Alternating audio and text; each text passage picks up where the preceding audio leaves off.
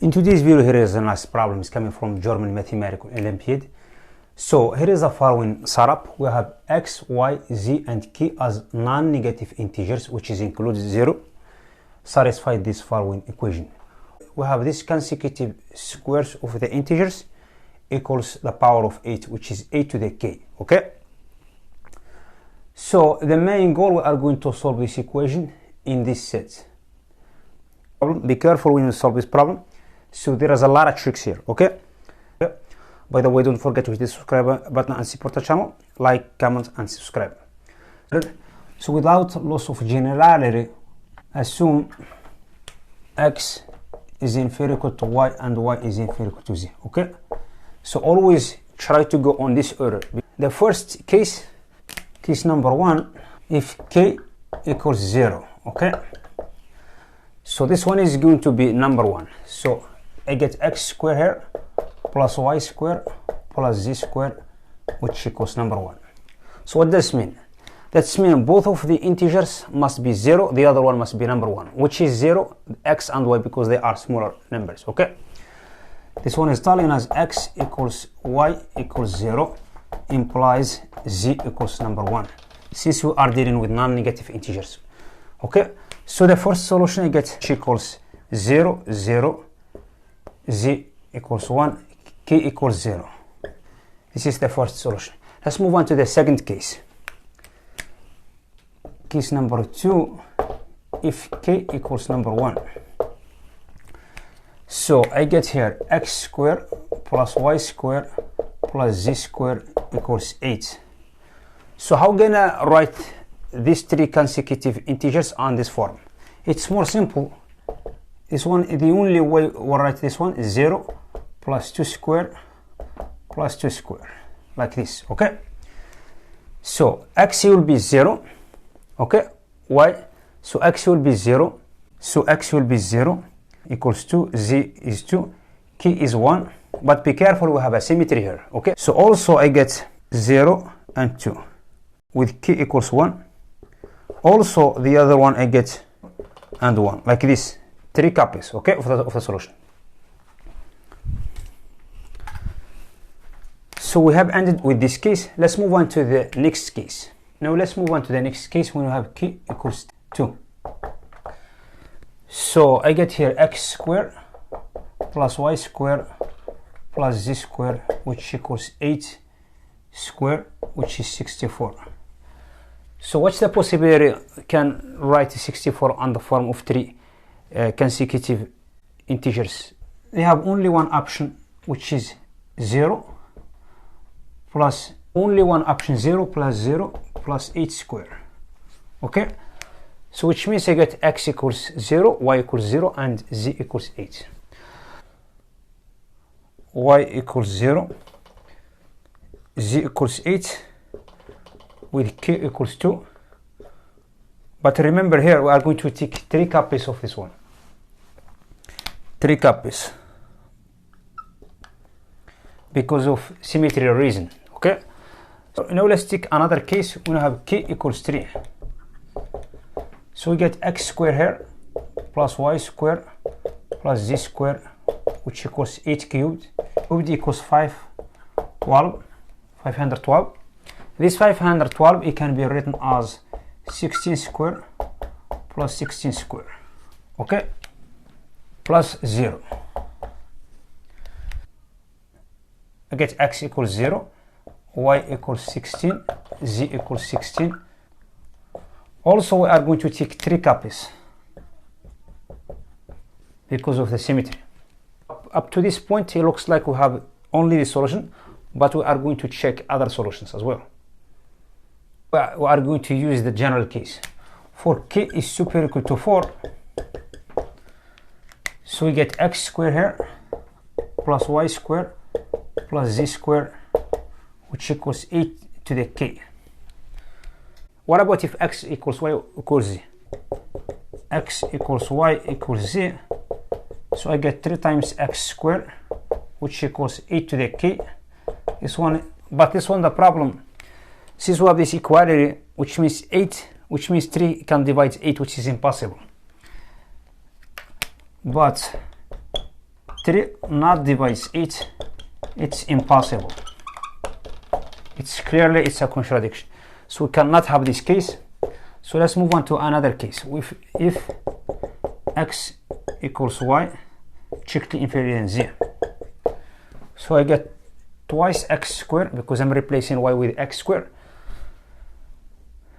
plus z squared, which equals 8 to the k. 8 to the k is going to be written on the form of 2 to the k factor 4 to the k. So if you take a look at this sum, this one, since we get this square with a plus sign here, regardless of number 2, which means we have this polynomial is non-factorable polynomial. But the right hand side of this equation we get factorable polynomial because it's written on the form of the product 2 to the k is multiplied by 4 to the k. It's clearly it's impossible also, which means this one also is not a solution. Okay, but the problem, in order to cover this one and fix the issue, to make this statement true, so only if I'm going to give x equals 0. If x equals 0, I will have a perfect square. I have this square equals 8 to the k.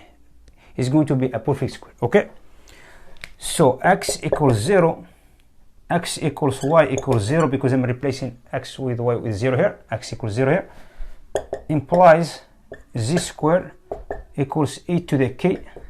In the other word, z equals 8 to the k over 2, where is k is even. So always we get a solution z on this form since we get k is even. So we get a solution here, x equals 0, y equals 0 with z equals 8 to the k over 2, where is k is even. So remember, we are going to trick a piece of this one because of the symmetry. Okay, so we get a lot of solutions here. Now we are going to prove above this point k is super equal to 4. We have no solutions if we have x is strictly inferior than y and is strictly inferior than z by applying this order. Okay, now let's get rid of this one and move on to the general proof. So this is general proof. So this is the original formula, which is x squared plus y squared plus z squared, which equals 8 to the k, is always written on the form of 2 to the k is multiplied by 4 to the k. Okay, this one is clearly, if k is super equal to 4, this one is a congruent to 0 mod 4. So what does this mean? That means x and y and z are even. Why are even? Because if one of them was odd, you would have 0 here, would have number 1.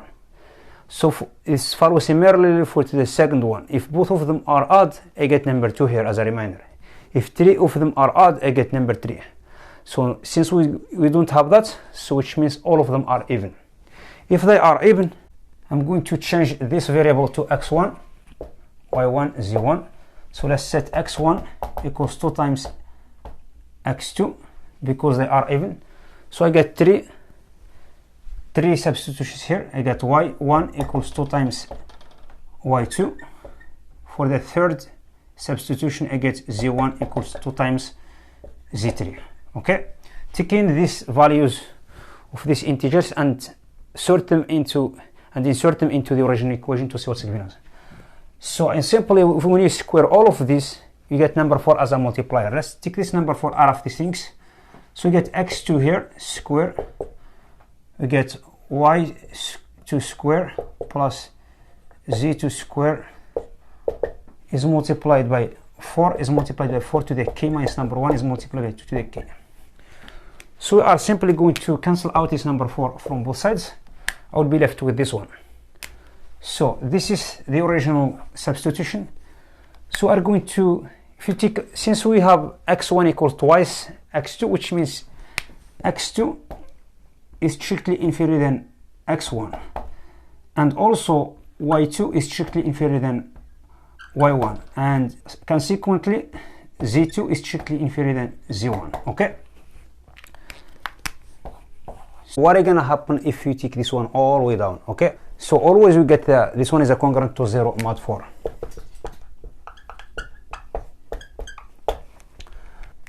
So always you get number 4 cancelled out from left and the right. So what's going on here? We are going to cancel number 4 each time.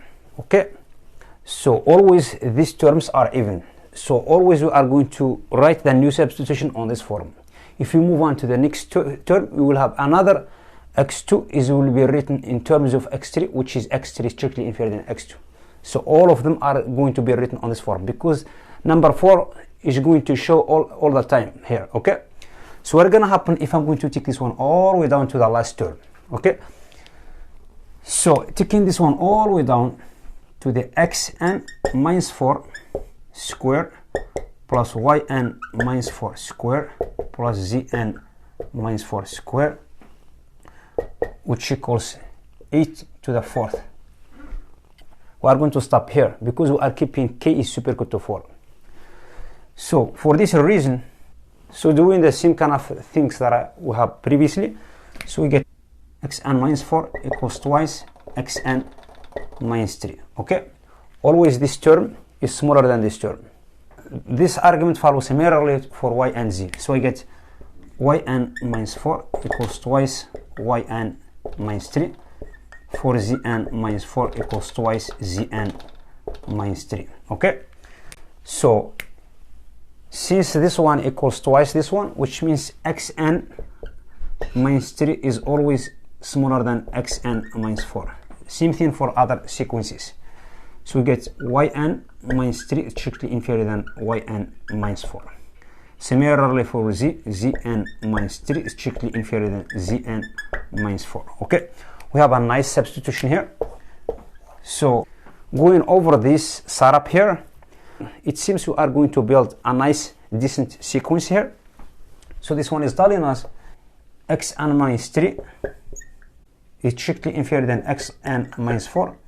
Keep going all the way down to the x2 is strictly inferior than x1. Okay, so we have built a nice decent sequence here.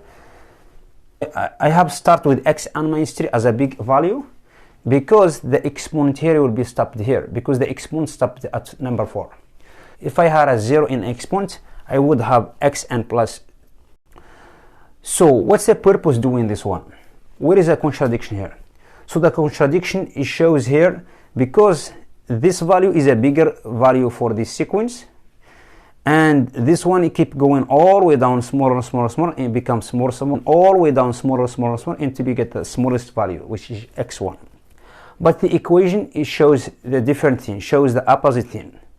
It shows these values xn minus 4 and yn minus 4 zn minus 4 are smaller values because of this result that we found at the right hand side of this equation. Okay, because we came from the big exponent all the way down to the smallest exponent, which means the values of this one and this one are smaller values, which is contradicted our sequence. Okay, so this equation and this decent sequence creating a nice contradiction here.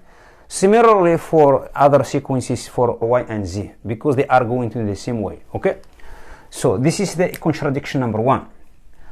So this contradiction number 2, if you take a look carefully at this expression here, we get x is different than y is different than z. Okay, keep in mind we get 0 is smaller than x, is smaller than y, is smaller than z.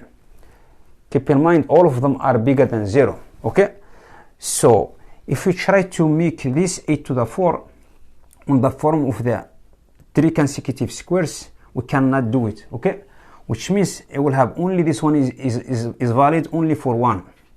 If you take this one, you cannot do it, you cannot split this one into 3 consecutive squares, which is impossible. Okay, so which means let's add this condition: 0 is strictly inferior than xn minus 4, is strictly inferior than yn minus 4, is strictly inferior than zn minus 4, based on this setup that we have built here. Okay, so which means putting these two contradictions together is giving us a strong contradiction, which means we have no solution